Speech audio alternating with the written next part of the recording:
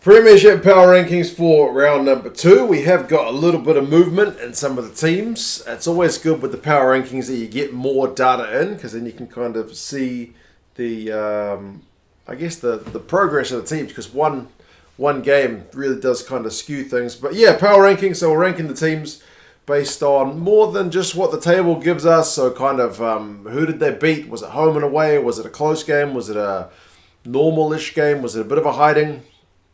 And we'll kind of see how things look, putting a bit of a weight on more recent results, but without the 2 rounds, there's not a heck of a lot of difference between round 1 and round 2. But the bottom of the ranks are filled with the teams who have yet to get any wins, and Bristol haven't even got any points. Not that I'm looking at the log. I mean, they lost to a team which was fancied prior to the start of the season to be below them, and boy did they lose by a lot. It was a big old margin. Bristol, so they are now 0 from 2. They've lost a home game and they've got a hiding away. So there's not much that I can say for them. They are down 1 spot into 13th from last week. And the team that they are playing this week, rival team, I've got Bath in 12th. Bath also kind of winless after 2 games, dropped a home game. So Bath, I've dropped down 4 spots. But man, like Newcastle's a team that's supposed to be kind of struggling towards the foot of the table, and you drop that result at home. That means, unfortunately, Bath have to get punished. So I'm wearing their jersey, hoping they'll show us something else next week. But likewise, I could say the same for Bristol, really, because neither has really shown us a heck of a lot thus far. Gloucester are another team who are yet to grace us with a win. They lost at the weekend, and it was also at home, albeit to the team that, on the log anyway, is the top-ranked team.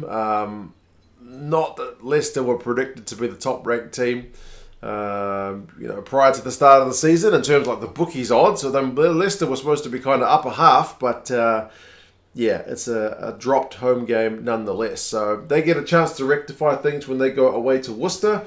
And in the scheme of things, that could be a pretty good matchup. Exeter, man, also winless. At least their game was close against Northampton, but it's a home loss. And that's 2 losses on the bounce, so there's kind of not a lot I can do with them. Do I think Exeter will be in the bottom row for a heck of a lot of time? Probably not. Are those new laws with the goal line dropouts and the 50-22s having to have their wingers back a little bit hurting them? Maybe.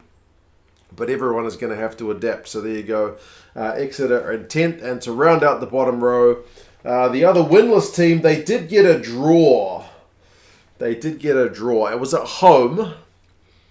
So ideally you win your home games, not draw them. But it was against Sale. So Sale's supposed to be above the Exiles on the log anyway. So it kind of evened itself out, didn't it? So yeah, that's the bottom row. London Irish are actually up 4 from last week because teams around them, I think I had them here last week.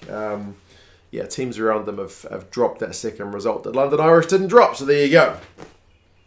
Into the second row, I have, if I can find them, these guys.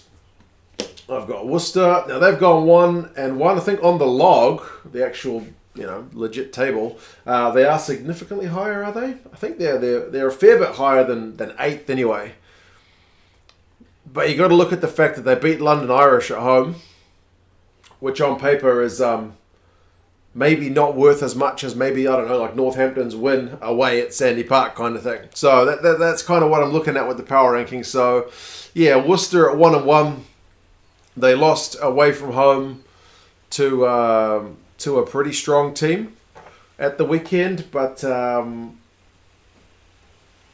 it wasn't a bad result for them. But still, I have dropped them down 3 spots based on that. One team who's not dropped is the Falcons. Newcastle are up. They were way down the bottom of the log last time. I think they've gone up more than any other team. They've gone up 4 spots. So credit to them for getting that away win at Bath. Again, Bath predicted to be at least a mid-table team. Newcastle predicted to be at the bottom of towards the bottom of the log. So the fact that they could knock them over, not by a huge margin, but away from home, Credit to them. They've got Wasps away next week, which could be an interesting one, with Wasps kind of bursting onto the scene after that first round bye. Sale I've got here. I mean, a draw away from home, can't complain too much, but still probably a match they would have looked to be winning, especially from the position. Not that I'm counting the fact that they were in a position to win the game, like with such a big lead in the power rankings, but yeah, overall, for a team with kind of title aspirations, that's a win they should have been getting. So there they are in 6th, and Wasps with just the one result, so they're a result behind everybody else. They've still got a game in hand. They have kind of burst onto the scene, up 2 spots. They were in the middle of the pack last week, having started the game on the bye, the season on the bye. So there you go. That's a pretty good result for them. They are in 5th.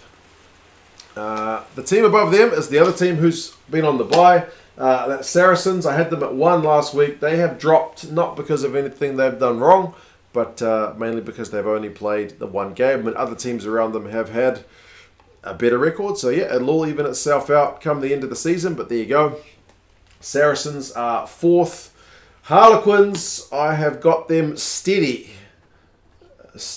from last week in 3rd. They had a win at home against the team they should be beaten, so kind of credit where it's due, but not overly heaping the credit on them in terms of the formula. And then 2nd, I've got Northampton.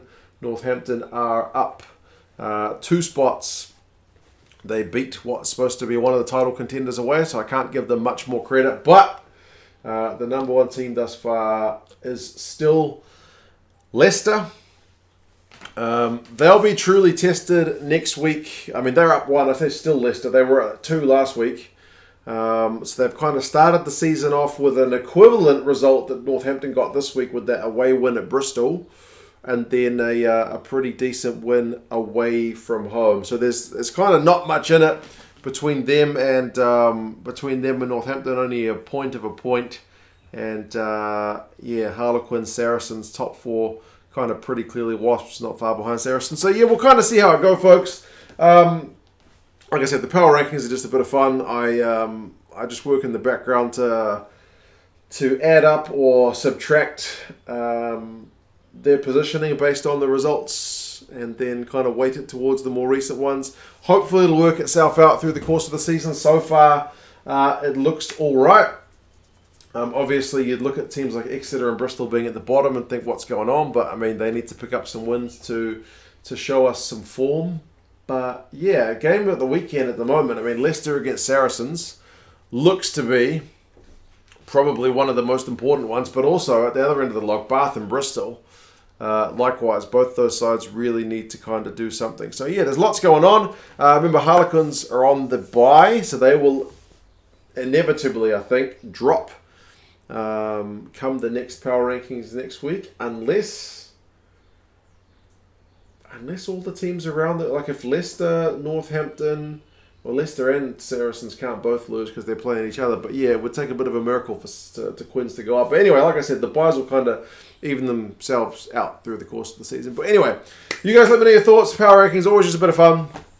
Don't take them too seriously, but I like to kind of see where teams are at. And yeah, you guys let me know your thoughts. I'll talk to you guys soon. See you later.